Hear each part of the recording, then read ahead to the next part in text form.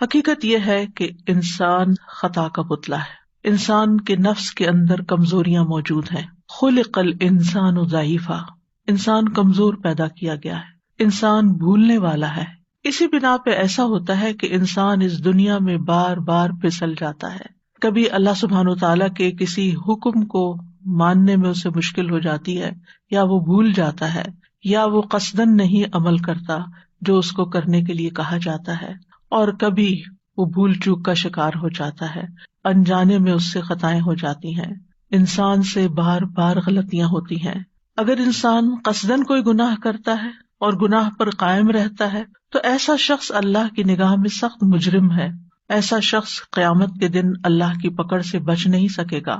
ایک اور انسان ایسا ہوتا ہے کہ جس سے انسان ہونے کے ناطے غلطی ہو جاتی ہے، طبعی کمزوری کی بنا پر وہ پھسل جاتا ہے، لیکن غلطی کے بعد وہ فوراً متنبہ ہو جاتا ہے، ہوش میں آ جاتا ہے، اس کے اندر شرمندگی اور توبہ کا احساس پیدا ہو جاتا ہے، وہ اللہ تعالیٰ سے معافی مانگتا ہے اور آئندہ غلطی نہ کرنے کا عزم کر لیتا ہے۔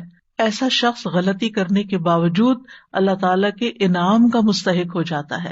انسان اپنے آغاز سے ہی غلطیاں کرتا چلا آیا ہے۔ آدم علیہ السلام سے بھی بھول چوک ہوئی تھی، لیکن انجام کار انہوں نے توبہ کر لی، اپنے رب کی طرف رجوع کر لیا اور مزید اللہ تعالیٰ کے قریب ہو گئے، اللہ تعالیٰ نے ان کو چن لیا۔ موسیٰ علیہ السلام سے ایک قبطی کا قتل ہو گیا تھا، انہوں نے فوراً توبہ کر لی، اللہ تعالیٰ نے ان کو اپنے کام کا بنا لیا، چن لیا۔ غلطی انسان سے ہوتی ہے، لیکن غلطی کرنے کے بعد جو شخص توبہ استغفار کر لیتا ہے وہ ایسا ہوتا ہے گویا اس نے غلطی کی ہی نہ ہو، اللہ سبحانہ وتعالیٰ اس کو پاک صاف کر دیتا ہے، اور یہ ہم سب کی ضرورت ہے۔ اس لیے بہت ضروری ہے کہ ہم بار بار اللہ تعالیٰ کی طرف پلٹتے رہیں اور توبہ اور استغفار کرتے رہیں۔ قرآن مجید میں اللہ تعالیٰ فرماتے ہیں، اللہ کسی نفس کو اس کی وسعت سے بڑھ کر تکلیف نہیں دیتا، جو اس نے نیکی کمائی وہ اسی کے لیے ہے، اور جو اس نے برائی کمائی وہ اسی کے ذمہ ہے۔ اے ہمارے رب، اگر ہم بھول جائیں یا ہم خطا کریں تو ہمارا مواخذہ نہ کرنا۔ اے ہمارے رب، ہم پر ایسا بوجھ نہ ڈالنا جیسا تو نے ہم سے پہلے لوگوں پر ڈالا تھا۔ اے ہمارے رب، اور تو ہم سے وہ بوجھ نہ اٹھوا جسے اٹھانے کی ہم میں طاقت نہیں، اور ہم سے درگزر فرما، ہمیں بخش دے، ہم پر رحم فرما، تو ہی ہمارا مولا ہے، بس کافر قوم کے مقابلے میں ہماری مدد فرما۔ یہ بہت ہی جامع آیت ہے اور عرش کے خزانے تلے سے دی گئی ہے۔ اس میں انسان سورۃ البقرہ کے اختتام پر اپنی عاجزی اور اپنی کمزوری کا اعتراف کرتے ہوئے اللہ سبحانہ وتعالیٰ سے بخشش، عفو، درگزر اور رحم کی درخواست کرتا ہے۔ یہ بہت ہی جامع آیت ہے، اس میں بہت سے نکات ہیں۔ اس میں اللہ تعالیٰ نے اپنے قانون سزا اور جزا کے کچھ کلیے بیان کیے ہیں۔ پہلا یہ کہ اللہ تعالیٰ بندوں پر ان کی طاقت سے زیادہ بوجھ نہیں ڈالتا، ہر شخص بس اتنا ہی مکلف ہے جتنی اس کو طاقت ملی ہے۔ جو چیز اس کے حدود میں نہیں، اس کے اختیار میں نہیں، اس کے امکان میں نہیں، اس پر اس سے کوئی مواخذہ بھی نہیں، اس کی پکڑ بھی نہیں، کیونکہ وہ کر سکتا ہی نہیں تھا۔ دوسرا یہ کہ انسان کو وہی کچھ ملے گا جو اس نے کمائی کی ہوگی، جس کی اس نے کوشش کی ہوگی۔ اگر اس نے نیکی کی تو اسے اس کا بدلہ ضرور مل کر رہے گا، اور اگر اس نے کوئی برا کام کیا تو اس کی سزا بھی ملے گی۔ یہاں انسان کو اپنے آباء و اجداد کی یا اپنے دوستوں کی نیکیاں کام نہ آئیں گی، نہ اس کا حسب نسب اور سٹیٹس اس کو فائدہ دے گا۔ ہمارے دین میں یہ نہیں کہ کرے کوئی اور بھرے کوئی، ہر شخص اپنے اعمال کا خود ذمہ دار ہے۔ ہاں، یہ ضرور ممکن ہے کہ اگر کسی شخص نے کسی نیک کام کی بنیاد رکھ دی ہے تو اس کے بعد جتنے لوگ اس کام کو آگے بڑھائیں گے وہ سب اس کے لیے صدقہ جاریہ بن جائے گا، اس کے اثرات موت کے بعد تک جاری رہیں گے، نیکی کے اس کام میں اسے برابر کا حصہ ملتا رہے گا۔ ایک دفعہ اس کا شیئر اس میں ہو گیا تو ہمیشہ کے لیے وہ شیئر ہولڈر ہو گیا، اب اس کو پروفٹ ملتا رہے گا۔ اسی طرح اگر کسی نے کسی برے کام کی بنیاد رکھ دی تو موت کے بعد اس کے اثرات جاری رہیں گے اور وہ اس برائی میں بھی برابر کا حصے دار ہوگا۔ آیت کے اختتام پر ایمان والوں کے دلوں کو تسلی دینے کے لیے اللہ تعالیٰ نے خود دعا سکھا دی کہ انسان پر اطاعت کی، اللہ تعالیٰ کی فرما برداری اور عبادت کی جو ذمہ داری ڈالی گئی ہے، اگر انسان اس کی ادائیگی میں کسی بھول چوک کا شکار ہو جاتا ہے یا عمدن کوئی غلطی کر بیٹھتا ہے تو پھر وہ اپنے رب سے معافی مانگ لے، توبہ کر لے۔ اور پھر یہ دعا بھی سکھائی گئی کہ یا رب جو مشکلات پہلے لوگوں پر آئی تھی ہمیں ان سے بچا لے، اور یہ کہ مشکلات کا بس اتنا ہی بوجھ ہم پر ڈالنا جسے ہم سہار سکیں، بس آزمائش اتنی ہی ہو جس پہ ہم پورے اتر جائیں، اس میں ناکام نہ ہو۔ اسی طرح ایسا بھی نہ ہو کہ ہماری قوت برداشت سے بڑھ کر ہم پر کوئی سختی نازل ہو جائے اور پھر ہم سیدھے رستے سے بھٹک جائیں، کیونکہ فقر، تکلیف، بیماری انسان کو بعض اوقات مایوسی اور کفر میں مبتلا کر دیتی ہے۔ تو یا رب ایسی کوئی تکلیف نہ آئے کہ جس سے ہمارا ایمان جائے۔ اللہ سبحانہ تعالیٰ کی یہ سنت رہی ہے کہ جو شخص بھی حق کی پیروی کا ارادہ کرتا ہے اللہ تعالیٰ اس کو آزماتا ضرور ہے، اس کا اخلاص دیکھتا ہے، اور جب آزمائشیں آتی ہیں تو مومن کا کام پھر یہی ہے کہ ان کا مقابلہ کرے، ان کے آگے ہمت نہ ہارے، اللہ تعالیٰ کی طرف پلٹے، کثرت سے استغفار کرے، اپنے گناہوں کی معافی مانگے تاکہ انسان اس مشکل سے باہر نکل آئے۔ بہرحال مومن کو اللہ تعالیٰ کی طرف ہر حال میں رجوع کرنا چاہیے، چاہے خوشحالی ہو، چاہے نعمتوں کی کثرت ہو، یا پھر آزمائشوں پر آزمائشیں آ رہی ہوں، کیونکہ یہی ایک طریقہ ہے، اللہ سبحانہ تعالیٰ ہی کو تھام لینے کا ایک واحد ذریعہ ہے کہ جس سے انسان ہر طرح کی مشکلات سے نپٹ سکتا ہے اور حق کے سیدھے راستے پر قائم رہ سکتا ہے۔ تو اس لیے یہ دعا استغفار اور توبہ اور بخشش کی دعاؤں میں بہت اہم دعا ہے کہ جسے تکرار سے مانگتے رہنا چاہیے۔ اور اس میں سب سے پہلے جو بات کی گئی، لا یکلف اللہ نفسا الا وسعها، وسع اس چیز کو کہتے ہیں جو انسان پر وسیع ہو جائے، یعنی اس پہ تنگ نہ پڑے، اس پہ تنگی نہ ڈالے۔ مطلب یہ ہے کہ اللہ تعالیٰ کسی نفس کو صرف اس چیز کا ذمہ دار ٹھہرا دیتا ہے جس کی اس کے پاس وسعت ہوتی ہے، یعنی طاقت ہوتی ہے، اور جس کو وہ نبھا سکتا ہے۔ اور سوال یہ پیدا ہوتا ہے کہ کیا یہ شرعی معاملات کی بات ہو رہی ہے یا قدری معاملات کی، تقدیر کی بات ہو رہی ہے؟ یہاں شرعی معاملات کی بات ہو رہی ہے، کیونکہ بعض اوقات تقدیر کے کچھ ایسے فیصلے انسان پر آ جاتے ہیں کہ جو اس کی واقعی برداشت سے باہر ہو جاتے ہیں، جن کو انسان فیس نہیں کر سکتا، بعض اوقات ختم ہو جاتا ہے، بعض اوقات ہوش و حواس کھو بیٹھتا ہے۔ ان آزمائشوں سے بھی پناہ مانگنی چاہیے، لیکن یہاں بات ہو رہی ہے لا یکلف اللہ نفسا الا وسعها، یعنی اللہ نے انسان کو عبادت کی کسی بھی ایسی مشقت میں نہیں ڈالا کہ جسے وہ کر نہ سکے۔ یعنی جو نمازیں ہم پر فرض کی گئی ہیں، روزے ہم پر فرض کیے گئے، یا حج ہم پر فرض کیا گیا، یا اسی طرح اور کچھ کام جن کاموں کا ہمیں حکم دیا گیا ہے، ان میں سے کوئی بھی کام ایسا نہیں کہ جو ہم کر نہ سکتے ہوں، اور پھر ان کے کرنے میں بھی بہت وسعت ہے، یعنی اس میں بھی انسان کو سہولت دی گئی ہے کہ اگر ایک طریقے پہ نہیں کر پا رہا تو وہ اس میں رخصت لے لے، اس میں اختصار بھی ہے، اس میں سہولت بھی ہے۔ نماز میں کھڑے نہیں ہو سکتے، بیٹھ جاؤ، بیٹھ نہیں سکتے لیٹ جاؤ، سجدہ نہیں کر سکتے اشارے سے سجدہ کر لو، وضو نہیں کر سکتے تیمم کر لو، اور اسی طرح کی بے شمار مثالیں ہیں کہ جس میں ہمیں بہت وسعت دی گئی ہے، بہت آسانی دی گئی ہے۔ تو یہ اللہ سبحانہ تعالیٰ کا ایک رحمت کا پہلو ہے کہ اللہ تعالیٰ ہمارے ساتھ آسانی چاہتا ہے، تنگی نہیں چاہتا۔ یرید اللہ بکم الیسر ولا یرید بکم العسر، اللہ تمہارے ساتھ آسانی کا ارادہ کرتا ہے، تنگی کا ارادہ نہیں رکھتا۔ انسان کے لیے یہ بھی ممکن تھا کہ وہ 5 سے زیادہ نمازیں پڑھے، اور بعض لوگ 5 سے زیادہ پڑھتے ہیں، اشراق پڑھتے ہیں، تہجد پڑھتے ہیں، اس کے علاوہ بھی نوافل ادا کرتے ہیں۔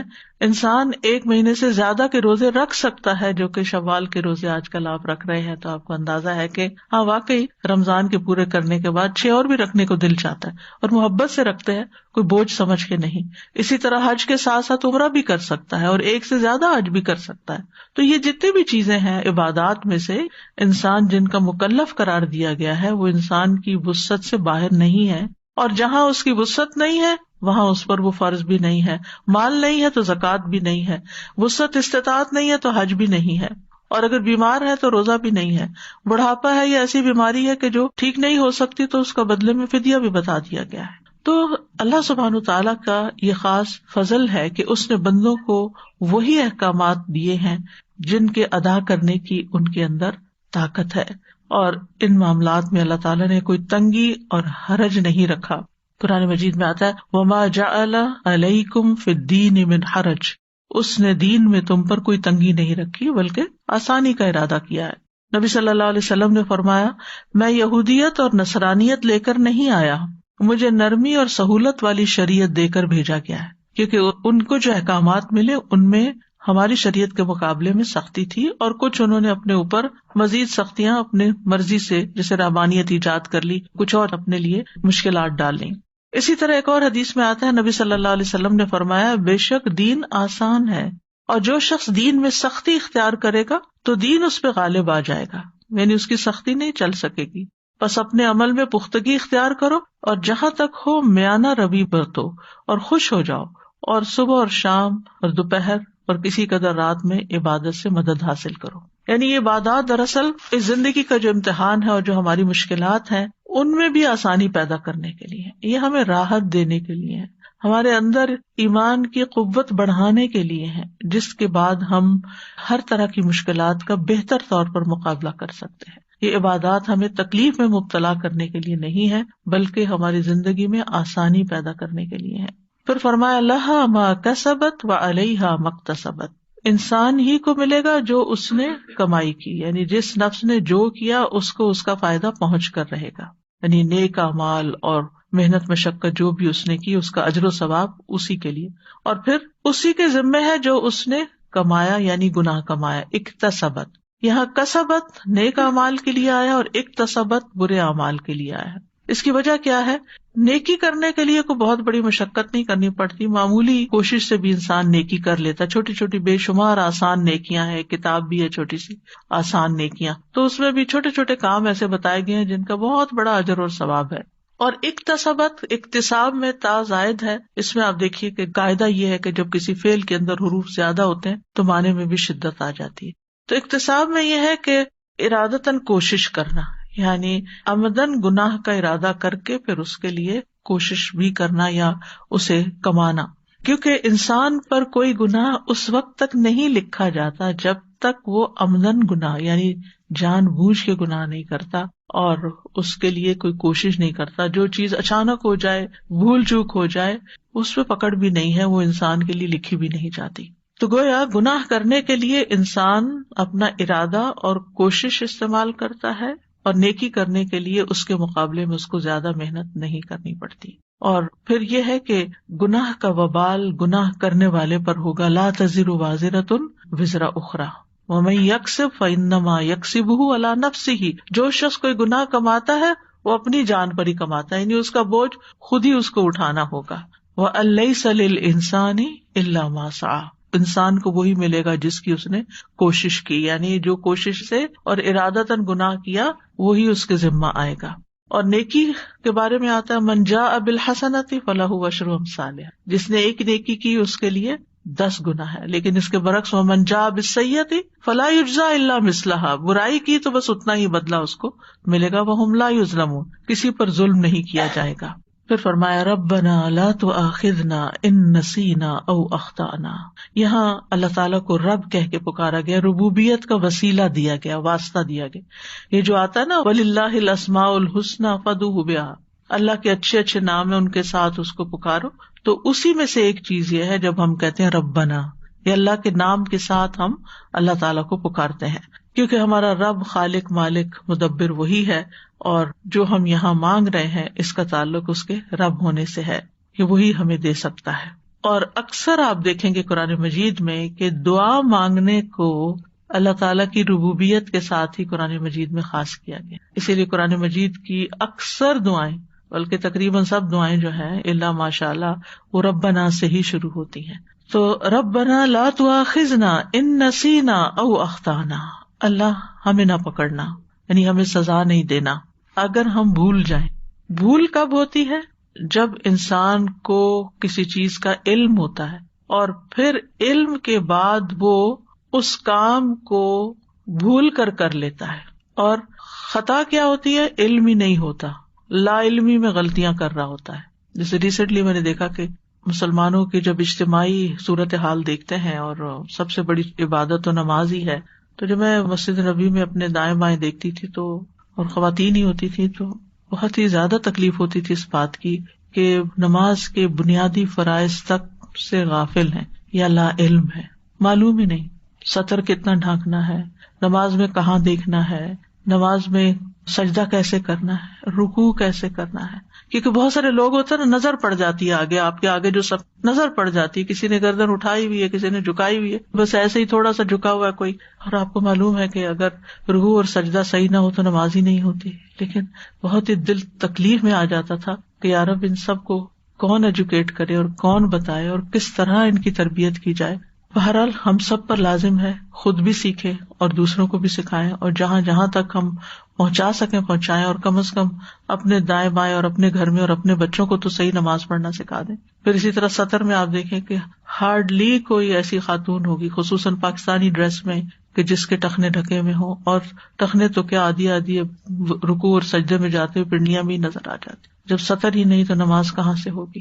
دکھ کس بات کا ہوتا ہے کہ اتنا مال اور وقت اور جد و جہد خرچ کر کے آپ یہاں پہنچے ہیں اللہ کے گھر میں، اور کرنا کیا ہے وہ آتا ہی نہیں ہے. تو یہ نہیں آتا، کیوں نہیں آتا؟ اگر لا علمی کی بنا پر ہے تو یہ خطا ہے، پتہ نہیں ہے. اور اسی طرح پھر ارادتاً بھی کرنا، یعنی آپ کو کوئی بتاتا بھی ہے اور آپ سننے کو تیار نہیں ہوتے. یعنی بہت دفعہ ایسا بھی ہوتا ہے، وہ کہتے ہیں جیسے ہم کر رہے ہیں ایسے ہی ٹھیک ہے، بس یہی صحیح ہے.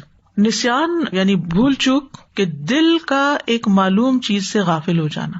معلوم تھا لیکن بھول گئے. مثلاً آپ نے اپنی چابیاں کہیں رکھی، آپ کو اس وقت معلوم تھا آپ کہاں رکھ رہے ہیں، لیکن بعد میں کیا ہوا، بھول گئے. آپ کہتے ہیں کہ میرا خیال ہے یہاں رکھی تھی، میرا خیال ہے یہاں رکھی تھی، اور بہرحال اندازے سے پھر آپ ڈھونڈ بھی لیتے ہیں. تو یہ بھول چوک ہوتی ہے کہ آپ نے خود ہی وہ چیز جانی ہوتی ہے، آپ کو معلوم ہوتا ہے آپ نے کی ہوتی ہے، لیکن آپ کے ذہن سے نکل جاتی ہے، بھول جاتے ہیں. اور خطا جو ہوتی ہے مخالفت کو کہتے ہیں، نافرمانی کے ارتکاب کو کہتے ہیں. لیکن خطا میں مخالفت کا ارادہ ضروری نہیں کہ جان بوجھ کے وہ ارادے سے کرے. اور اسی طرح کسی بھی حکم سے جاہل رہنا یہ بھی خطا میں شامل ہے. یہ بھی ایک غلطی ہے کہ انسان کوشش ہی نہ کرے اور جان بوجھ کے جاہل رہے. اور بہت سے لوگ تو جہالت اختیار کرتے ہیں، پریفر کرتے ہیں. کیوں؟ کہ اگر جان لیا تو کرنا پڑ جائے گا. تو کیا اللہ کو نہیں پتا کہ آپ کیوں لا علم رہنا چاہتے ہیں، کیوں جاہل رہنا چاہتے ہیں؟ بہرحال خطا اور نسیان میں تھوڑا سا فرق ہے. نسیان بھول چوک ہے اور خطا مخالفت ہے، غلطی ہے. اللہ سبحانہ و تعالیٰ نے اس امت پر رحمت اور احسان فرما کر اس سے یہ دونوں چیزیں معاف کی ہیں اگر وہ اس کی وسعت میں نہیں، یعنی وسعت سے باہر ہے. مثلاً بھول گئے، اب ہمارے کنٹرول میں نہیں ہے وہ چیز کیا ہوئی. ہاں اگر بھول چوک کیئرلیسنس کا نتیجہ ہے تو پھر پکڑ ہو سکتی ہے. یعنی کچھ لوگ ہوتے ہیں نا کہ وہ بھول جاتے ہیں لیکن کیئرلیس نہیں ہوتے، انسانی کمزوری کے تحت بھولتے. اور کچھ لوگ اس کو یاد رکھنے کی کوشش ہی نہیں کرتے، نہ کہیں لکھتے ہیں، نہ کہیں اپنے کو ایسے سائنس بناتے ہیں کہ جس سے انہیں چیزیں یاد آ جائیں، نہ کسی کو کہتے ہیں کہ ان کو ریمائنڈر دے دیں، اگر میں بھول جاؤں تو تم مجھے یاد کرا. پرواہ نہیں، وہ بھول گئے. یعنی بڑے سے بڑا وعدہ کر لیا، کام کر لیا، پھر کہا او ہم بھول گئے. وہ کیوں بھول گئے؟ یعنی اگر کوئی جینوئن ریزن ہو بھولنے کی پھر تو ٹھیک ہے، لیکن اگر سستی ہے محض تو پھر پکڑ بھی ہو سکتی ہے اور اسے توبہ بھی کرنی چاہیے. اب مثال کے طور پر اگر ایک شخص ناپاک کپڑے پہن کر نماز پڑھ لے، یا اپنے جسم سے کسی نجاست کو دور کرنا بھول گیا، یا نماز کے دوران منہ سے اچانک کوئی لفظ نکل گیا، مثلاً آپ کو چھینک آئی تو الحمدللہ کہنے کے بجائے آپ نے کہا اوہو. کبھی کبھی منہ سے ایسا کوئی لفظ اچانک نکل تو آپ کہتے ہیں یہ کیا کہہ دیا میں نے، یا الحمدللہ بھی نہیں کہنا چاہیے نماز میں تو، لیکن نکل گیا، عادتاً نکل گیا مجھ سے، تو یہ بھول چوک ہے. یا روزہ رکھ کے آپ نے فریج کھولا اور آپ کو پیاس لگی تو بھول کے آپ نے کچھ نکال کے پی لیا. یا احرام کے دوران آپ نے بھول چوک کر کوئی ایسا کام کر لیا، یعنی آپ گئے اور آپ نے حسب معمول خوشبو والے صابن سے اچھی طرح اپنے آپ کو دھو لیا، نہا لیا، بعد میں خیال میں تو احرام سے تھا، مجھے ایسا نہیں کرنا چاہیے تھا. تو بہرحال یہ سب چیزیں جو ہیں یہ بھول چوک سے تعلق رکھتی ہیں، اور ہم میں سے ہر کوئی کسی نہ کسی موقع پر روزے میں، نماز میں، ان چیزوں میں، طہارت کے معاملات میں بھول چوک کا شکار ہو جاتے ہیں. بعض اوقات وضو کیا ہوتا ہے لیکن پھر وضو نہیں رہتا، لیکن ہمیں یہی ہوتا ہے نہیں ہم نے تو کیا ہوا ہے وضو، اور جو وضو کا ٹوٹنا ہے وہ بھول چکا ہوتا ہے، اور اسی وضو میں نماز پڑھ لیتے ہیں جبکہ وضو نہیں ہوتا. تو یہ سب کچھ بھول چک ہے. ایسی غلطی جو ہے معاف ہے.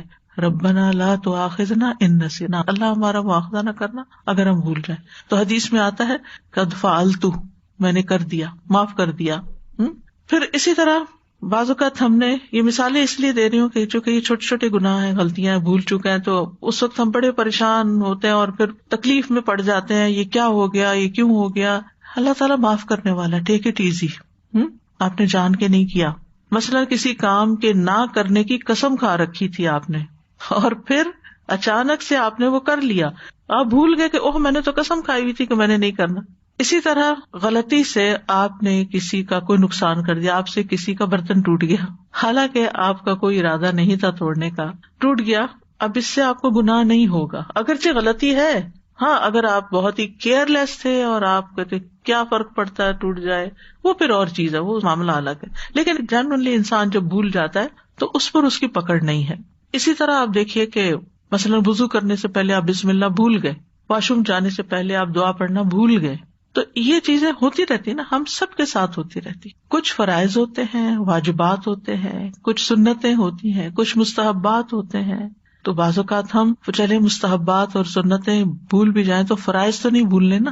بعض اوقات نماز تک لوگ پڑھنا بھول جاتے. زندگی میں کبھی نہ کبھی آپ کے ساتھ بھی ایسا ہو چکا ہوگا کہ آپ کہتے اوہ، کبھی آپ اذکار کرنا بھول جاتے. تو یہ بھول ہمارے ساتھ لگی ہوئی ہے. انسانوں کا جو مادہ ہے اس کے اندر ہی نسیان موجود ہے. آدم علیہ السلام سے بھی بھول ہوئی تھی، بھول گئے تھے، حالانکہ رب نے ان کو بلا واسطہ ڈائریکٹ حکم دیا تھا. ہمیں تو پیغمبروں کے واسطے سے ملا ہے نا، یہ کرنا یہ نہیں کرنا. لیکن آدم علیہ السلام کو تو اللہ تعالیٰ نے خود فرمایا تھا وَلَا تَقْرَبَا هَٰذِهِ الشَّجَرَةَ فَتَكُونَا مِنَ الظَّالِمِينَ. لیکن پھر کیا ہوا، براہ راست لیا ہوا حکم بھی بھول گئے کہ اللہ تعالیٰ نے تو منع کیا تھا، شیطان کی باتوں میں آ گئے. تو ایسا ہوتا ہے. تو بہرحال نبی صلی اللہ علیہ وسلم نے بھی اس کی مزید وضاحت فرمائی ایک حدیث میں، بے شک اللہ نے میری امت سے غلطی، بھول اور جس چیز پر لوگوں کو مجبور کر دیا جائے اس سے درگزر کیا ہے. یعنی بعض اوقات آپ خود ایک کام بالکل نہیں کرنا چاہتے، بالکل نہیں کرنا، لیکن آپ کے اوپر ایسا دباؤ ہوتا ہے ہسبینڈ کی طرف سے یا والد کی طرف سے یا کسی اور کی طرف سے، ایسا دباؤ ہوتا ہے کہ اگر آپ ان کی بات نہ مانیں تو بہت بڑے کانسیکوینسز آپ پر آ سکتے. تو ایسی صورت میں استقراہ کے ساتھ انسان اگر کوئی چیز کر لیتا ہے تو اللہ سبحانہ وتعالیٰ نے اس کی معافی کا بھی وعدہ کیا ہے. یعنی کہنے کا مطلب یہ ہے کہ بھول کی وجہ سے یا غلطی سے کوئی کام کر دینے کی وجہ سے پکڑ نہیں ہوگی. نبی صلی اللہ علیہ وسلم نے فرمایا جب کوئی بھول گیا اور اس نے کچھ کھا پی لیا تو اسے چاہیے کہ اپنا روزہ پورا کرے، کیونکہ اللہ نے اس کو کھلایا اور اسی نے پلایا. پھر اسی طرح یہ ہے کہ حجۃ الوداع کے موقع پر نبی صلی اللہ علیہ وسلم مینا میں تھے تاکہ لوگ آپ سے مسائل پوچھ سکیں. ایک شخص آیا اور کہنے لگا مجھے پتا نہیں تھا، میں نے ذبح کرنے سے پہلے ہی سر منڈا لیا. آپ نے فرمایا کوئی حرج نہیں، آپ ذبح کر لو. ایک دوسرا آیا، کہا میں نے کنکریاں مارنے سے پہلے ہی قربانی کر لی، مجھے پتا نہیں تھا. آپ نے فرمایا کوئی حرج نہیں، آپ رمی کر لو. ایک اور شخص آیا، اس نے بھی اسی طرح کچھ آگے پیچھے کر لیا. تو نبی صلی اللہ علیہ وسلم سے جس چیز کا بھی سوال ہوا جو کسی نے آگے پیچھے کر لی تھی تو آپ نے یہی فرمایا کوئی بات نہیں، اب کر لو. یہ ہے دین کا آسان ہونا. لا علمی کی بنا پر اگر کوئی چیز آگے پیچھے ہو گئی کوئی بات نہیں. ہاں جان بوجھ کے اور کوتاہی اور سستی کی وجہ سے وہ پھر اور بات ہے. ارادتاً کوئی گناہ کیا تو اس پر پکڑ ہے. سورۃ الاحزاب میں آتا ہے وَلَيْسَ عَلَيْكُمْ جُنَاحٌ فِيمَا أَخْطَأْتُمْ بِهِ وَلَكِن مَّا تَعَمَّدَتْ قُلُوبُكُمْ، اور اس پر تم پر کوئی گناہ نہیں جس میں تم نے خطا کی، اور لیکن جو تمہارے دلوں نے ارادہ کیا یعنی اس پر پکڑ ہے.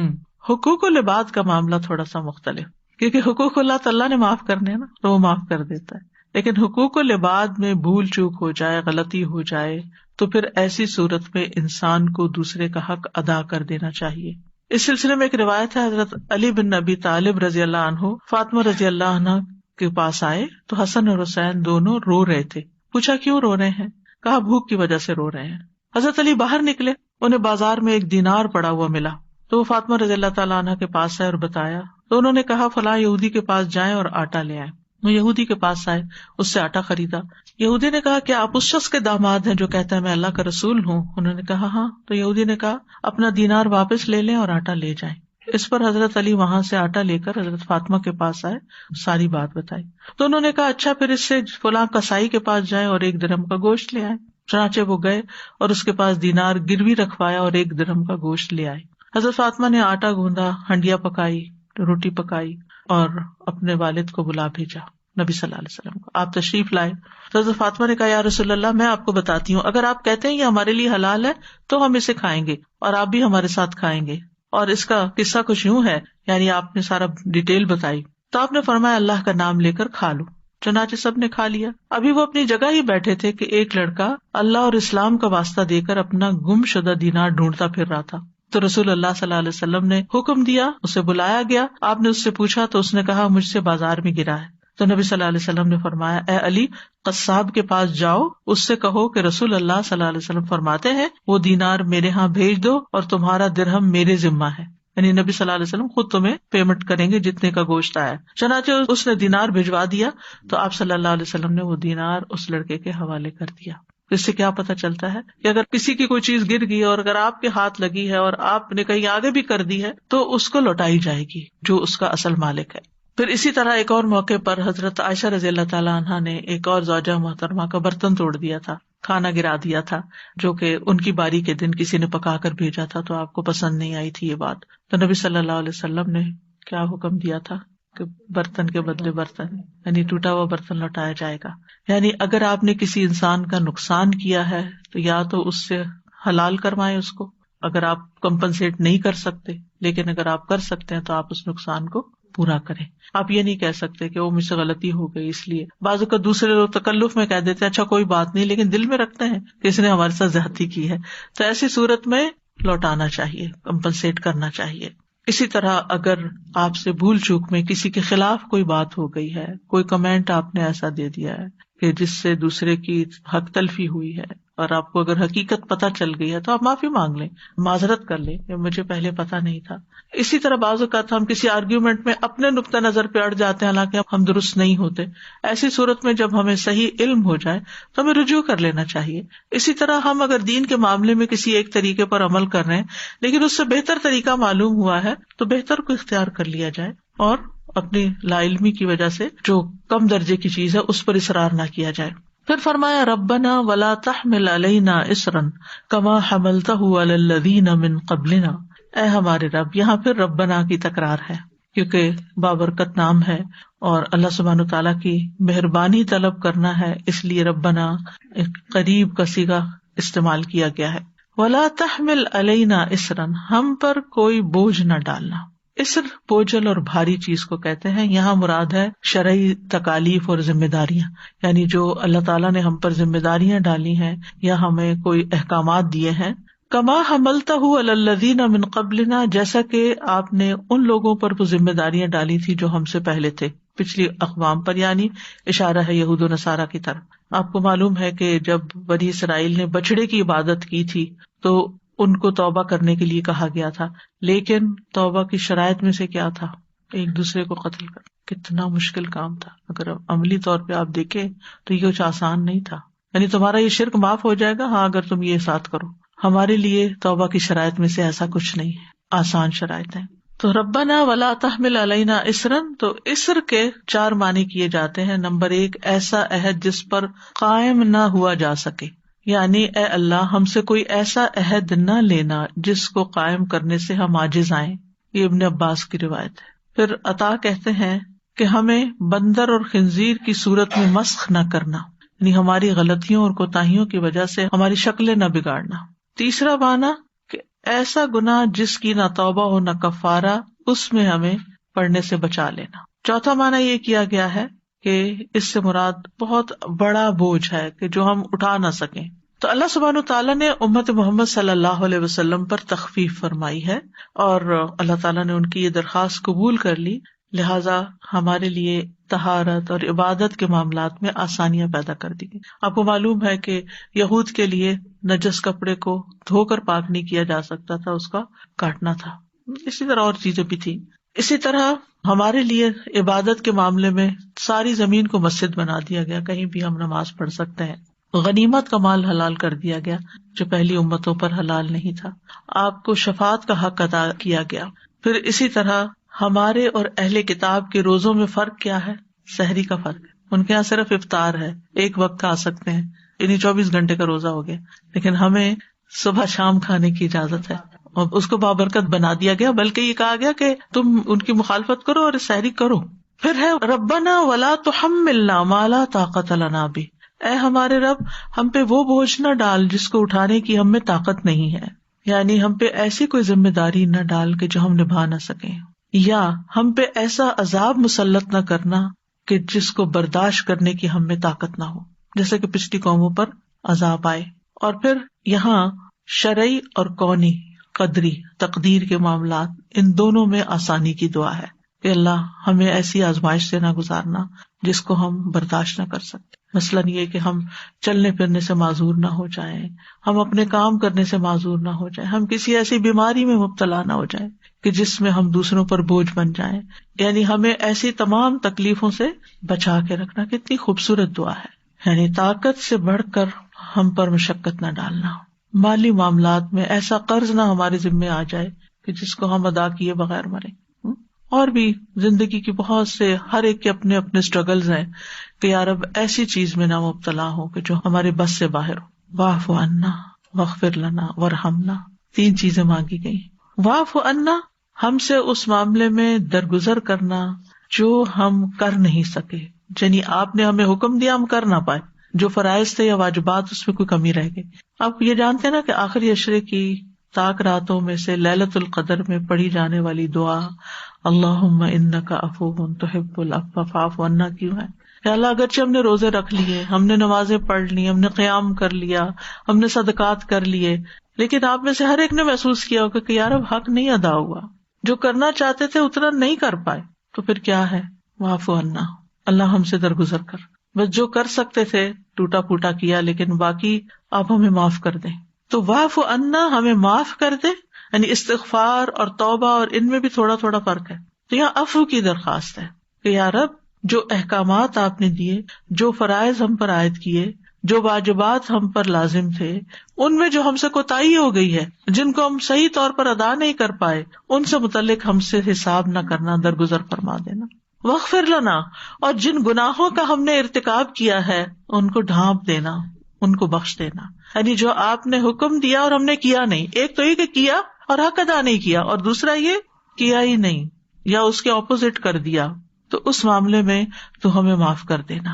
اور ورحمنا، ہم پر رحمت کے ساتھ مہربانی فرما تاکہ ہم پچھلے گناہوں سے نکل آئیں اور آئندہ ہمیں نیکی پر استقامت نصیب ہو اور ہم گناہ میں گرفتار نہ ہو، کیونکہ انسان کو نیکی کی توفیق بھی اللہ کی رحمت سے ملتی ہے، اور انسان کو گناہوں سے بچنے کی توفیق بھی صرف اللہ کی رحمت سے حاصل ہوتی ہے، یہ اللہ کی رحمت ہوتی ہے۔ ورحمنا، یعنی جو ہو چکا اس کے بارے میں بھی رحم کے طلبگار ہیں، اور آئندہ بھی استقامت کے لیے ہم تیری رحمت کے طلبگار ہیں۔ اور پھر یہ کہ اگر ہم کسی کام میں کوتاہی کریں، سستی کریں، بھول چوک کا شکار ہوں، ان سب چیزوں میں بس تو اپنی رحمت فرما دینا، ہمیں پکڑنا نہیں، ہمیں معافی کر دینا۔ تو گناہگار انسان 3 چیزوں کا محتاج ہوتا ہے۔ پہلا یہ کہ جو بندے اور اللہ کے درمیان کا معاملہ ہے، یعنی حقوق اللہ ہے، اللہ تعالیٰ ان کے معاملے میں درگزر فرمائے، واعف عنا۔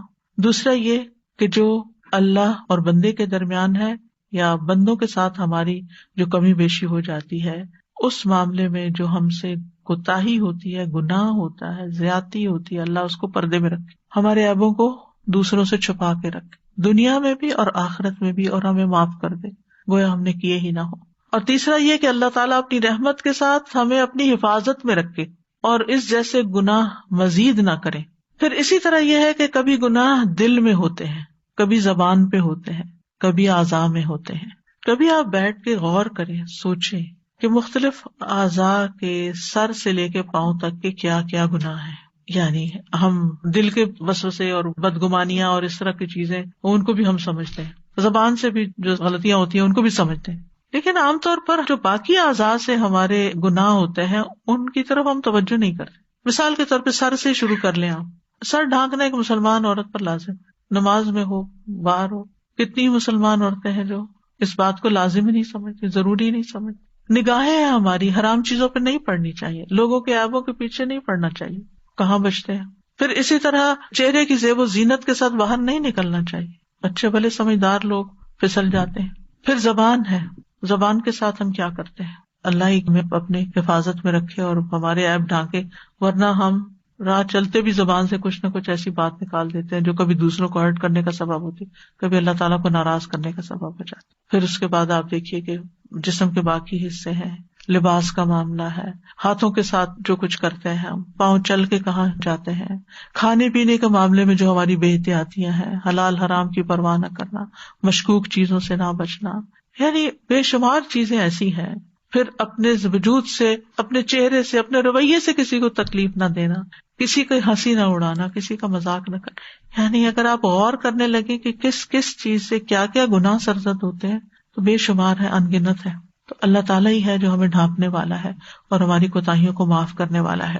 تو اس لیے اگر ہم کوئی اپنے کاموں میں یعنی کہ اپنے فرائض میں کوتاہی کرتے ہیں تو اللہ معاف کر دے، اگر ہم کسی حرام کا ارتکاب کرتے ہیں تو اللہ تعالیٰ ہمیں بخش دے اور آئندہ ہمارے ساتھ مہربانی کا ارادہ کرے تاکہ ہم جن گناہوں سے توبہ کر چکے ان سے توبہ کیے رکھیں، واپس نہ پلٹیں ان میں. اور مثال کے طور پر آپ دیکھیں نماز میں دائیں بائیں جھانکنا، ادھر ادھر دیکھ لینا، نگاہوں کا اچکنا، یہ ساری چیزیں ناپسندیدہ چیزوں میں سے ہیں. تو ایسے سب چیزوں سے بچنے کے لیے اللہ کی رحمت چاہیے کہ ہمیں جو بری عادتیں پڑ چکی ہیں جن کا ہم خیال بھی نہیں کرتے، اللہ تعالیٰ ہمیں ان سے محفوظ رکھے. اور یہاں پر آپ دیکھیے کہ سب سے پہلے عفو ہے ترتیب میں، پھر بخشش ہے، غفران ہے، پھر اس کے بعد تیسرے نمبر پر رحمت ہے. سب سے پہلے انسان کو اگر اللہ سبحانہ وتعالیٰ کی طرف سے عافیت مل جاتی ہے، پکڑ نہیں ہوتی، پھر گناہ ڈانگ دیے جاتے ہیں تو پھر ہی انسان رحمت کے قابل ہوتا ہے. اور پھر فرمایا انت مولانا انت مولانا فانصرنا علی القوم الکافرین، تو ہی ہمارا مولا ہے، تو ہمارا مالک ہے، تو ہمارا دوست ہے، تو ہمارا مددگار ہے. مولا کا لفظ بہت وسیع، اس کے اندر کئی چیزیں آتی ہیں. یہ اس طرح نہیں کہ انت مولا لنا، بلکہ کیا کہا انت مولانا، یعنی بہت قرب کا اظہار کیا گیا. انت مولانا، تو ہی ہمارا مولا ہے. مثلا آپ کسی کو کہتے ہیں انت حبیبی، آپ میرے محبوب ہیں، یا آپ کہتے ہیں انت حبیب لی، آپ میرے لیے بہت عزیز ہیں. دونوں میں فرق ہے نا. تو انت مولانا اور انت مولا لنا میں فرق ہے. اسی طرح اور بھی چیزوں میں ہم یعنی یہ میرا ہے، یہ میرے لیے ہے، دونوں چیزوں میں فرق ہے. میرا ہے پوزیشن ظاہر کرتا ہے، میرے لیے ہے یعنی چیز کسی کی ہے لیکن میرے لیے ہے، اس وقت میرے لیے آئی ہے یہ. تو انت مولانا، ہم کہاں جائیں، تو ہی ہمارا مولا ہے، تو نہیں معاف کرنا ہے، تیرے ہی حضور ہم گڑ گڑا رہے ہیں، تیرے حضور ہم بخشش کی دعا کرتے ہیں. یعنی ہمارے سارے کاموں کا کارساز تو ہی ہے، اور جو تو نے ذمہ داریاں ہم پہ ڈالی ہیں اور جن چیزوں سے تو نے ہمیں روکا ہے ان سب کو ہم تبھی نبھا سکتے ہیں جب تو ہمیں مدد فراہم کرے. سورۃ الحج میں بھی آتا ہے واعتصموا باللہ ھو مولاکم فنعم المولا ونعم النصیر. اللہ کو مضبوطی سے تھام لو، پکڑ لو، وہی تمہارا مولا ہے. کتنا اچھا مولا، کتنا اچھا مددگار. اور اللہ تعالیٰ ایمان والوں کا مولا ہے، وہو یتولی الصالحین. اور جب اللہ مولا ہو، اللہ کام بنانے والا ہو، تمہیں مایوسی نہیں آتی، پھر انسان کو انگزائٹی نہیں ہوتی، کیونکہ اس کو پتا ہے کوئی ہے جو اس کے کام بنانے والا ہے اور اس کے ساتھ ایک تعلق ہے اور اس کی پناہ لی گئی ہے، اس سے مدد مانگی جا رہی ہے اور وہ مدد دیتا ہے. اور حقیقی مولا وہی ہے. یعنی دنیا میں آپ کسی کو بھی اپنا مددگار بنا لیں، وہ کسی وقت بھی ساتھ چھوڑ سکتا ہے آپ کا اپنی کمزوریوں اور کمیوں کی باعث، لیکن جس کا اللہ مولا ہے اس کے لیے کوئی مشکل نہیں، کیونکہ ثم ردوا الی اللہ مولاہم الحق، حقیقی مولا وہی ہے. یعنی ہم تیری طرف کیوں دعا کرنے کے لیے آئے ہیں، کیوں معافی مانگنے آئے ہیں، کیوں ہم درگزر کی درخواست کر رہے ہیں، کیونکہ تو ہمارا مولا ہے نا، تو ہی یہ کر سکتا ہے، کوئی اور نہیں کر سکتا ہمارے لیے. یعنی اگر ہم نے اللہ کے حق میں گناہ کیا اور ہم بندوں سے کہیں آپ معاف کر دیں یا کروا دیں تو بات نہیں بنے گی. اللہ تو نہیں کرنا ہے. فانصرنا علی القوم الکافرین، بس ہمیں کافر قوم کے مقابلے میں مدد کر. یہ جو فا ہے نا، فنصرنا، ونصرنا نہیں، فنصرنا، یہ فا تفریع کے لیے ہے، یعنی اپنی خاص مدد کے ساتھ ہماری مدد فرما، خاص طور پر ہمیں مدد دے. اور اس میں ہر کافر شامل ہے، یعنی صرف انسانوں میں سے، جنات میں سے، جیسے ابلیس ابا واستکبر وکان من الکافرین. تو سب سے بڑا دشمن تو ہمارا وہی ہے، اس کے مقابلے کے لیے ہمیں اللہ کی مدد چاہیے. اور اسی طرح بنی آدم کے جو کافر ہیں، سرکش ہیں، ان کے خلاف بھی، کیونکہ وہ بھی آپ کو اللہ کے راستے پہ چلنے سے روکتے ہیں. تو جب انسان یہ دعا کرتا ہے تو اللہ سبحانہ وتعالیٰ اس کا جواب دیتا ہے. ابن عباس کہتے ہیں جب یہ آیت نازل ہوئی وَإِن تُبْدُوا مَا فِي أَنفُسِكُمْ أَوْ تُخْفُوهُ يُحَاسِبْكُم بِهِ اللَّهُ، کہ اگر تم ظاہر کرو جو تمہارے نفسوں کے اندر ہے یا اسے چھپاؤ، اللہ تمہارا محاسبہ کرے گا. تو اس پر صحابہ کے دلوں میں شدید خوف کی کیفیت آئی جو کسی اور حکم سے نہیں آئی تھی، کسی اور بات سے نہیں آئی تھی. ڈر گئے بہت زیادہ کہ دل پر تو اختیار ہی نہیں، پتہ نہیں کہاں کہاں سے وسوسے خیالات کیا کچھ آ جاتا ہے اس میں. تو وہ نبی صلی اللہ علیہ وسلم کے پاس آئے کہ اس حکم پر عمل کرنے میں ہماری طاقت نہیں. تو آپ نے فرمایا کہو سمعنا و اطعنا و سلمنا. یہ نہ کہو جیسے بنی اسرائیل نے کہا سمعنا و عصینا، ہم نے سنا اور ہم نہیں مان سکتے. یہ نہیں کہو، کیونکہ صحابہ نے آ کر اس پہ تو عمل نہیں ہو سکتا. یعنی کہو سمعنا و اطعنا. ابن عباس کہتے ہیں اس پر اللہ تعالیٰ نے ان کے دلوں میں ایمان ڈال دیا اور یہ آیت نازل کی لا یکلف اللہ نفسا الا وسعها. اور جب بندوں نے یہ پڑھا تو اللہ تعالیٰ نے فرمایا میں نے ایسا کر دیا، قد فعلت، میں نے ایسا کر دیا. یعنی ربنا ولا تحمل علینا، میں نے ایسا کر دیا. واغفر لنا وارحمنا، میں نے ایسا کر دیا. یعنی ہر دعا پر اللہ تعالیٰ نے جواب دیا کیونکہ ہوا قریب و مجیب. کتنا قریب ہے کہ فوراً ہی ان کی ریکویسٹ مان لی گئی اور فوراً ہی جواب آ گیا کہ ہو گیا، جو تم نے مانگا تمہیں دے دیا گیا. تو اس آیت سے جو بات سمجھ میں آتی ہے سب سے پہلی بات یہ کہ یہ دعا اللہ تعالیٰ نے خود سکھائی ہے.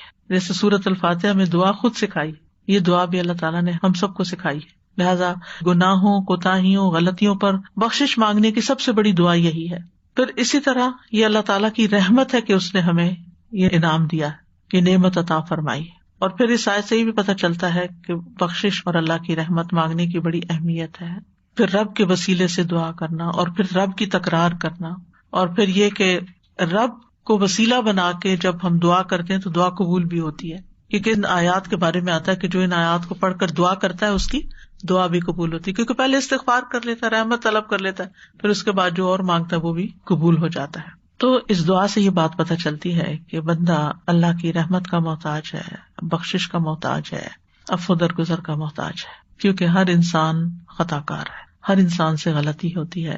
نبی صلی اللہ علیہ وسلم نے فرمایا ہر انسان خطا کار ہے اور بہترین خطا کار وہ ہیں جو توبہ کرتے ہیں، جو پلٹ آتے ہیں، لوٹ آتے ہیں. آپ دیکھیے کہ دو طرح کے لوگ ہوتے ہیں نا. ایک وہ کہ جب انہیں احساس ہوتا ہے کہ جو وہ کر رہے ہیں وہ ٹھیک نہیں ہے تو وہ چونک اٹھتے ہیں اور وہ پھر پوری اسٹرگل کر کے واپس لوٹتے ہیں. اور ان کی مثال اس شخص کی طرح ہے جو کسی غلط ٹرین میں بیٹھ جائے اور تھوڑی دیر کے بعد اس کو احساس ہو کہ میں صحیح جگہ پر نہیں ہوں، تو وہ کیا کرے گا؟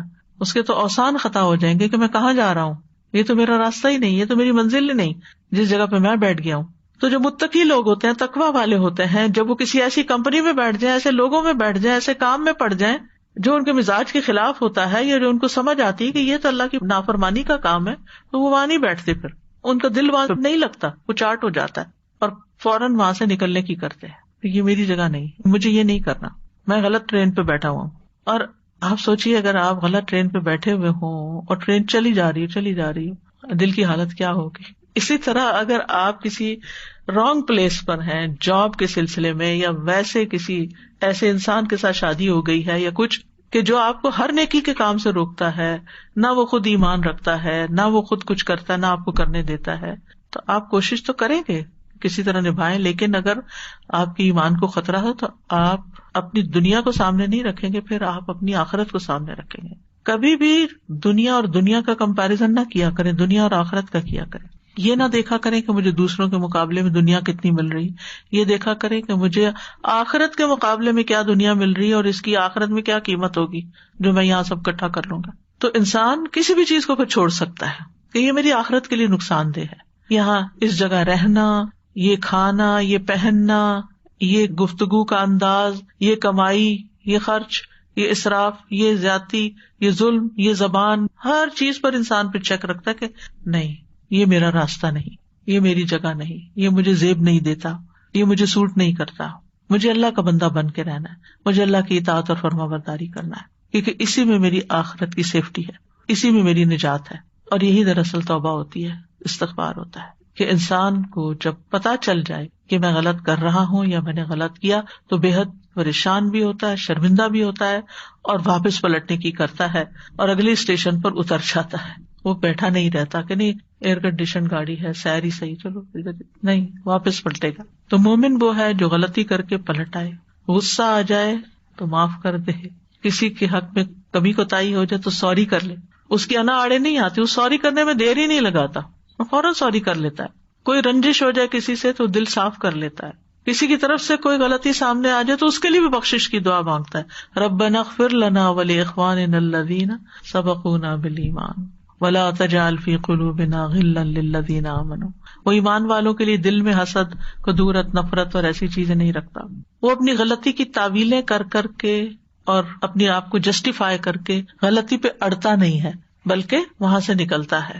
وہ دنیاوی شان و شوکت اور دنیاوی عیش و عشرت کی خاطر اپنے رب کو ناراض نہیں رکھتا. وہ اپنی ضمیر کی آواز سنتا ہے، وہ سچائی کے راستے پہ چلتا ہے، وہ خیانت نہیں کرتا کیونکہ اسے معلوم ہے کہ میرا رب سب جانتا ہے، کوئی جانے یا نہ جانے وہ تو جانتا ہے. تو ایسا انسان اللہ سبحانہ وتعالیٰ کی رحمت میں آ جاتا ہے. موسیٰ علیہ السلام کے بارے میں آپ سب کو معلوم ہے کہ وہ ایسے وقت میں شہر میں داخل ہوئے جب شہر والے غفلت میں تھے. دو آدمی لڑ رہے تھے، ایک موسیٰ علیہ السلام کی اپنی قوم کا تھا اور ایک مخالف قوم کا تھا. تو جو اپنی قوم والا تھا اس نے مدد مانگی، انہوں نے مدد کی، اور مخالف کے اوپر حملہ کیا، وہ وہیں مر گیا. اور جو ہی ان سے غلطی ہوئی تو کیا کہا، رب انی ظلمت نفسی فاغفر لی. پھر کیا ہوا، فغفر لہ، اللہ نے معاف کر دیا، معاف کر دیا.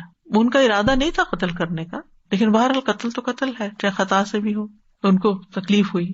تو اس سے یہ بات بھی پتہ چلتی ہے کہ ہر غلطی معاف ہو سکتی ہے. انسان کو پر امید رہنا چاہیے، یعنی غلطی کا اعتراف کر لیا جائے، اس کو چھوڑ دیا جائے، اس کے بعد کوئی نیکی کر لی جائے، اللہ تعالیٰ کی طرف رجوع کر لیا جائے. کیونکہ اگر انسان اصرار کرتا ہے تو پھر معافی نہیں ہے. وَلَيْسَتِ التَّوْبَةُ لِلَّذِينَ يَعْمَلُونَ السُّوءَ، اور پھر وہ اس پر اصرار کرتے ہیں، یعنی برا نہیں سمجھتے برائی کو. تو بات یہ ہے کہ جو لوگ ایماندار ہیں وہ اپنے ایمان کی بنیاد پر ہمیشہ الرٹ رہتے ہیں. تقویٰ جو ہے وہ چوکنے زندگی بسر کرنے کا نام ہے، جاگتے رہنے کا نام، ہوشیار رہنے کا نام، احتیاط والی زندگی اختیار کرنے کا نام، اپنے اوپر چیک رکھنے کا نام ہے، اللہ سے ڈرنے کا نام ہے. یعنی آپ کوئی بھی کام کر رہے ہیں تو آپ الرٹ ہوتے ہیں کہ کیا کر رہا ہوں میں، کیوں کر رہا ہوں، یہ تو ٹھیک نہیں ہوا، ایسا تو نہیں کرنا چاہیے تھا. یعنی اپنے آپ کا محاسبہ کرتے رہتے. یہ متقی شخص کی پہچان ہوتی ہے، جس کے اندر تقویٰ ہوتا ہے. اول تو وہ غلطیوں سے بچ بچ کے چلتا ہے، کیونکہ وہ خاردار جنگل میں، کانٹوں والے جنگل میں بچ کے چل رہا ہوتا ہے. لیکن آپ کو معلوم ہے کہ جتنا بھی آپ بچ کے چلیں، کانٹے تو کانٹے ہیں، کوئی چھوڑ کے آپ پہ آ پڑے گا، کہیں نہ کہیں اٹک ہی جائیں گے، کچھ نہ کچھ چبھ ہی جائے گا. لہٰذا فوراً ہی توبہ کرتے ہیں. نبی صلی اللہ علیہ وسلم نے فرمایا، ہر مومن آدمی سے کوئی نہ کوئی ایسا گناہ سرزد ہو جاتا ہے جس کو وہ اکثر کرتا رہتا ہے. یعنی ریپیٹڈ غلطیاں ہم سب جانتے ہیں اپنی، خاص طور پر جو بچوں کے معاملے میں یا قریبی لوگوں کے ساتھ جو ہمارے تعلقات ہوتے ہیں، جب ان کی طرف سے ہمیں ناپسندیدہ رویوں کا سامنا کرنا پڑتا ہے تو ہمارا بھی نیگیٹو ری ایکشن آ ہی جاتا ہے. جتنا بھی چاہے کنٹرول کرے، وہ کہیں نہ کہیں سے ادھر ادھر سے پھر نکل آتا ہے. اگر ہم زبان سے نہ بھی کچھ کہنا تو ہم سوچ لیتے یہ تو ہے ہی ایسے، انہوں نے نہیں بدلنا، یہ تو ایسے ہی ہے، لیکن کچھ نہ کچھ برائی سوچ لیں گے. تو ہر مومن کچھ نہ کچھ اس سے غلطی تو ہوتی رہتی ہے. فرمایا یا کوئی ایسا گناہ ہوتا ہے جس پر وہ قائم رہتا ہے اور وہ اس کو نہیں چھوڑتا حتیٰ کہ دنیا چھوڑ جاتا ہے. استغفر اللہ، ہم کو معاف کر دے. جب لوگ کہتے ہیں نا پتہ نہیں کون سا گناہ تھا کہ جس کی پکڑ ہو گئی، کہتے پتہ نہیں کون سا. ہاں واقعی ہمیں بعض اوقات نہیں پتا ہوتا. یا ہم کسی کو کہیں نا استغفار کرو تو برا بھی مان جاتے ہیں لوگ کہ یہ ہمیں کیوں کہہ رہے ہیں کہ معافی، ہم نے کیا غلطی کی ہے. نظر نہیں آتی تو مانتے بھی نہیں. ہمارے پیغمبر ہمیں بتاتے ہیں کہ ہر انسان کوئی نہ کوئی غلطی کرتا رہتا ہے اور پھر مرتے دم تک کرتا رہتا ہے. آپ دیکھیں ایسی ریپیٹڈ غلطیاں کیوں ہوتی، کیونکہ بعض اوقات حالات اس طرح کے ہوتے ہیں کہ انسان کی سمجھ میں نہیں آتا کہ ہم ان سے نکلے کیسے. آپ سب اگر اپنی اپنی زندگی پہ غور کریں تو آپ دیکھیں گے کہ کچھ چیزیں آپ کو اپنی زندگی میں اپنی ہی عادتیں یا اپنے ہی کام نہیں اچھے لگتے. مثلا نمازوں میں خشوع کی کمی، ہم سب کو تکلیف ہوتی ہے کہ یا اللہ یہ ٹھیک ہو جائے، پھر کھڑے ہوتے پھر بھول جاتے، ہر نماز میں بھول جاتے ہیں کہ ہم پتہ نہیں کہاں سے کہاں چلے جاتے ہیں. اتنے سال گزر گئے زندگی کے، ابھی تک تو نہیں ٹھیک کر سکے. ایون کعبے کے آگے کھڑے ہو کے بھی سجدوں میں تنگ ہیں اپنی عادت سے، کنٹرول میں ہی نہیں، کہاں سے کہاں خیالات بھٹک جاتے ہیں. جتنے چاہے عہد کر لیں. اور ایک روایت میں آتا ہے نا کہ ایک وقت آئے گا خشوع اٹھا لیا جائے گا، بڑا ڈر لگتا ہے کہ کہیں یہی وقت تو نہیں کہ ہمیں نصیب ہی نہیں ہوتا اس طرح. تو کیا یہ اللہ کے حق میں کمی نہیں کہ کھڑے اللہ کے آگے ہیں، باتیں اس سے کریں، دھیان کہیں اور ہے. ہمارے ساتھ کوئی ایسے کرے تو مومن کے ساتھ بھی یہ سلسلہ جاری رہتا ہے. اس لیے استغفار کرنا ضروری ہے. نبی صلی اللہ علیہ وسلم نے فرمایا مومن کو اس حال میں پیدا کیا گیا ہے کہ وہ فتنوں میں گرنے والا، توبہ کرنے والا اور بھولنے والا ہوتا ہے. جب اسے نصیحت کی جاتی ہے تو وہ بعض و نصیحت قبول کرتا ہے. بس یہ فرق ہے. یہ نہیں ہو سکتا غلطیاں نہ کرے، غلطیاں کرے گا لیکن نصیحت قبول کر لیتا ہے. جب اس کو سمجھایا جائے تو اپنی غلطی مان جاتا ہے، کیونکہ اس کو معلوم ہے کہ گناہ جہنم میں لے جانے کا باعث ہے، گناہ ذلت کا سبب ہے، گناہ اللہ سے دوری کا سبب ہے، گناہ اللہ کے تقرب کے مقام سے گرا دیتے، گناہ اللہ کی نگاہوں میں گرا دیتے، گناہ بندوں کے سامنے ذلیل کر دیتے ہیں. سورہ یونس میں آتا ہے والذین کسبوا السیئات جزاء سیئۃ بمثلها وترہقہم ذلہ. جن لوگوں نے برائیاں کمائیں کسی بھی برائی کا بدلہ اسی جیسا ہوگا اور انہیں بڑی ذلت ڈھانپے گی. یعنی انسان کو ذلت اور شرمندگی ہوگی قیامت کے دن. اسی طرح صغیرہ گناہ کرتے رہنا وہ بھی اتنا بڑا ڈھیر بن جائیں گے کہ وہ بھی جلانے کے لیے کافی ہو جائیں گے، لکڑیوں کے بڑے ڈھیر کی طرح. نبی صلی اللہ علیہ وسلم نے فرمایا چھوٹے گناہوں سے بھی اپنے آپ کو بچاؤ، کیونکہ بعض اوقات چھوٹے گناہ آدمی پہ اکٹھے ہو جاتے ہیں یہاں تک کہ اس کو ہلاک کر دیتے ہیں. اس لیے چھوٹی غلطیوں سے بھی بچنا چاہیے. پھر یہ کہ گناہ ایک بوجھ ہے، قیامت کے دن بھی ہوں گے اور دنیا میں بھی دل پر بوجھ بنتے ہیں، اور اس کی وجہ سے انسان کی خوشیاں ختم ہو جاتی ہیں، سکون لٹ جاتا ہے، اضطراب اور بے چینی پیدا ہو جاتی، انگزائٹی اور ڈپریشن آنے لگتا ہے انسان کے اندر، کیونکہ وہ انسان کو اندر سے کھاتے ہیں، پنچ کرتے ہیں، وہ بوجھ محسوس کراتے. بعض اوقات یہ جو اسٹریس ہے اس میں کچھ تو کام کی زیادتی کا بھی ہوتا ہے، لیکن بعض اوقات اسٹریس کی ایک ریزن اپنی غلطیاں اور کوتاہیاں بھی ہوتی ہے کہ جب غلطی کر لیتا ہے انسان پہ بار بار انسان کو پنچ کرتی ہے تو وہ اسٹریس بن جاتا ہے. لہٰذا ہر وقت گناہوں کی معافی مانگتے رہنا چاہیے، استغفار کرتے رہنا چاہیے، اور جو کرتا رہتا ہے اللہ تعالیٰ کا وعدہ ہے اللہ تعالیٰ اس کو بخش دے گا. والذین عملوا السیئات ثم تابوا من بعدها وآمنوا ان ربک من بعدها لغفور رحیم. اللہ تعالیٰ الغفور ہے، الغفار ہے، الغافر ہے، رحیم ہے، رحمان ہے، معاف کرنے والا ہے.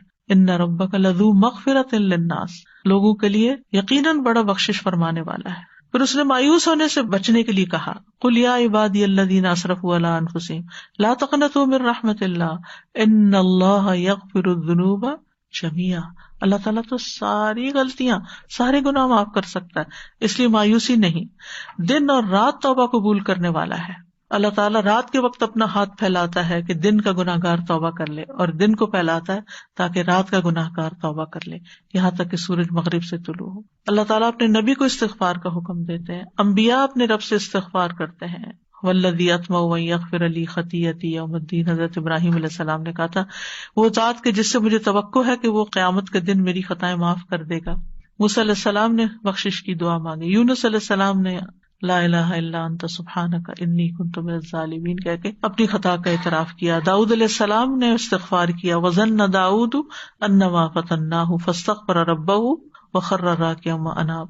داؤد کو خیال آیا کہ اس مقدمے کے ذریعے ہم نے اس کی آزمائش کی ہے، تو انہوں نے اپنے رب سے معافی مانگ لی اور رکوع میں گر گئے اور اس کی طرف رجوع کر لیا. نوح علیہ السلام نے اپنی قوم کو استغفار کرنے کا حکم دیا، فقلت استغفروا ربکم انہ کان غفارا. ہود علیہ السلام نے اپنی قوم سے کہا یا قوم استغفروا ربکم ثم توبوا الیہ.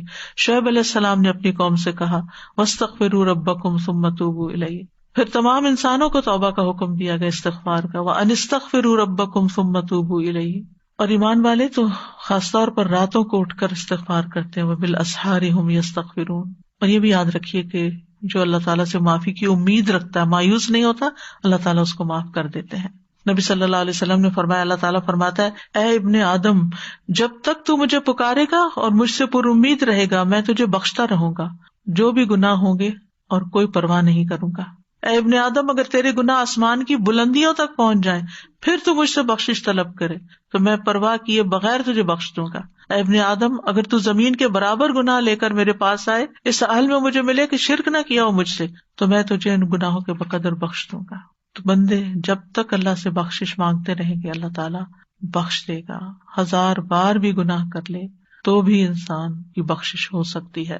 یعنی جتنی دفعہ گناہ ہو اتنی دفعہ توبہ کر لینی چاہیے، جان بوجھ کے نہیں گناہ کرنے چاہیے لیکن اللہ تعالیٰ سے معافی مانگتے رہنا چاہیے. اللہ تعالیٰ ہم سب کو بخش دے اور ہمیں بخشش مانگنے کا طریقہ سکھا دے اور حقیقی معنوں میں ہمیں اپنی غلطیوں کا اعتراف کرنا سکھا دے، غلطی کو ماننے